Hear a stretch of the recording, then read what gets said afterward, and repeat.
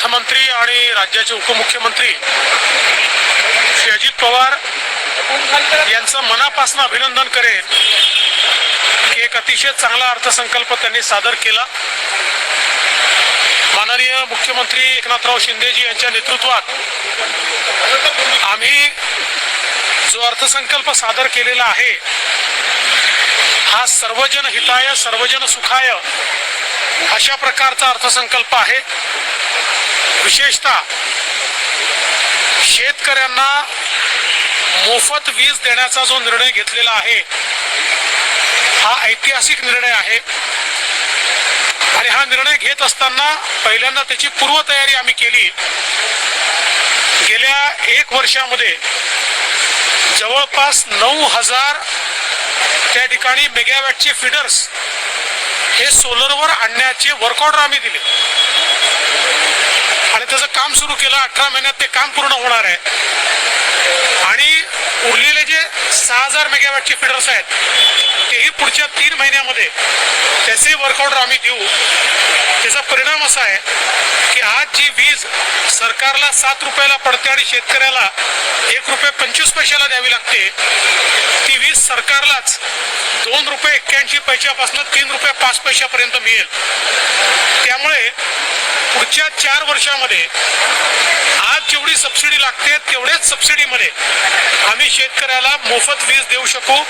Additional भार येणार नाही, फक्त 2-2.5 वर्ष हा ॲडिशनल भार आमच्यावर थोड्या प्रमाणात येणार आहे। यासोबत शेतकऱ्यांना आम्ही जे कबूल केलं होतं की कापसाचे आणि सोयाबीनचे जे भाव कमी झाले त्यामुळे जे नुकसान झालं होतं त्या संदर्भात या 4,500 कोटी रुपये हे शेतकऱ्यांना भावांतराच्या अंतर्गत देण्याचा निर्णय आम्ही या ठिकाणी केलेला आहे। अनेक गोष्टी शेतकऱ्यांकरता आज आपण केलेल्या आहेत। त्यासोबत विशेषतः महिलांकरता लाडकी बहीण योजना या अंतर्गत 1,500 रुपये महिना आमच्या भगिनींना आत्मनिर्भर करण्याकरता त्या ठिकाणी राज्य सरकारच्या वतीनं देण्यात येणार आहे। आमच्या मुलींना उच्च शिक्षण पूर्णपणे मोफत देण्याचा निर्णय हा देखील आज राज्य सरकारने घेतलेला आहे। यापूर्वीच महिलांना एसटीची सवलत आम्ही दिलेली आहे। तरी मुलगी जन्माला आली तर 18व्या वर्षी तिला 1 लाख रुपये मिळतील अशी व्यवस्था आपण केलेली आहे। बचत गटाचा जो काही फंड आहे रिव्हॉल्विंग फंड तो वाढवण्याचा निर्णय आपण त्या ठिकाणी घेतलेला आहे।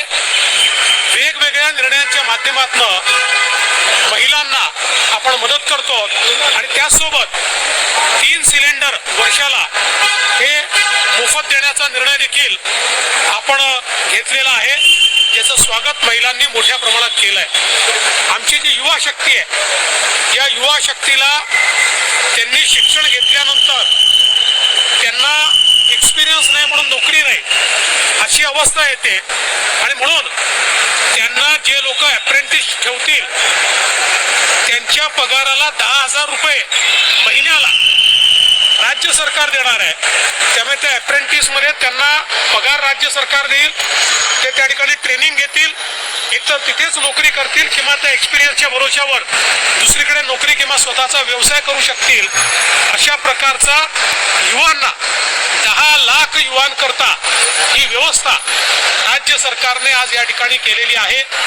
त्यामुळे सर्व जे घटक आहेत युवा असतील, महिला असतील, शेतकरी असतील, मागासवर्गीय असतील, आदिवासी असतील किंवा समाजातले मायक्रो ओबीसी असतील, अशा सगळ्या घटकांना दिलासा देणारा अर्थसंकल्प आज या ठिकाणी राज्य सरकारच्या वतीनं सादर झालाय आणि मी दाव्याने सांगतो या अर्थसंकल्पामध्ये घोषणा केलेली प्रत्येक योजना ही आम्ही निश्चितपणे अस्तित्वात आणल्याशिवाय राहणार नाही। उद्धव ठाकरे कापूस आणि सोयाबीन विदर्भात सर्वाधिक काही खोटं नॅरेटिव्ह पसरवणारं बजेट उद्धव ठाकरेंनी यापूर्वीच सांगितलेलं आहे आणि स्टेजवर सांगितलेलं आहे की मला बजेटमधलं काही कळत नाही।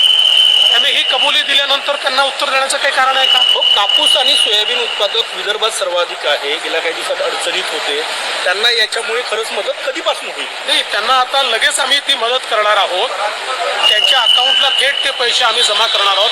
हा निर्णय आम्ही कॅबिनेटमध्ये पूर्वीच घेतला होता, परंतु त्यानंतर 3च दिवसात आचारसंहिता लागल्यामुळे आम्हाला सेशन घेता आलं नाही आणि तरतूद करता आली नाही. म्हणून आता सेशन आल्यावर तरतूद करण्यात आलेली आहे आणि हा पैसा कापूस आणि सोयाबीन उत्पादक शेतकऱ्याला आम्ही देतो.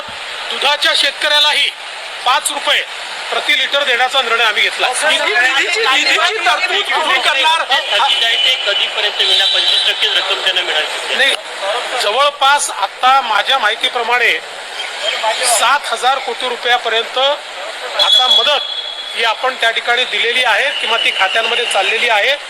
अजून 1,000 कोटी रुपयाची जी काही मदत आहे त्याच्यात काही दावे डिस्प्यूट केंद्रापर्यंत गेलेले आहेत, कारण त्याची केंद्राची पण कमिटी असते, तिथपर्यंत गेले आहेत. तेही लवकर निकाली काढून तेही पैसे आपण देणार आहोत. पण मला सांगितलं पाहिजे की या सरकारने आतापर्यंत मदतीपोटी 15,000 कोटी रुपये दिलेले आहेत. सर, लाडली बहना योजना मध्य प्रदेश में काफी यशस्वी हुई, उसका तारीफ हुई. अब महाराष्ट्र ने इसे अडॉप्ट किया. देखिए, मैं ऐसा मानता हूँ कि आज का जो बजट हमने लोगों को दिया है, एक प्रकार से हमारी बहनों को हमने सौगात दी है. 1500 रुपया हम लोग उनको प्रति महीना देने वाले हैं. हमारे किसानों को मुफ्त में बिजली हम देने वाले हैं.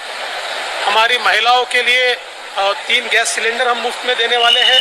इससे पहले हमने उनके लिए जो हमारा स्टेट ट्रांसपोर्ट है उसमें 50% का कंसेशन दिया है. हमारे युवाओं के लिए 10,000 रुपये महीना स्टाइपेंड की योजना हमने लाई हुई है.